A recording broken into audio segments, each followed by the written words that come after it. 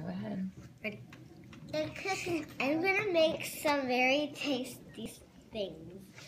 First, you need some meat and cheese. Heat it up. Get some hot sauce and put it on, and then eat it. Patrick, that's not good for you. Do you mix it, or you're doing more hot sauces? You mix 2 hot sauces. Make sure. No, 3. No, not 3. Just 2. And then you mix it.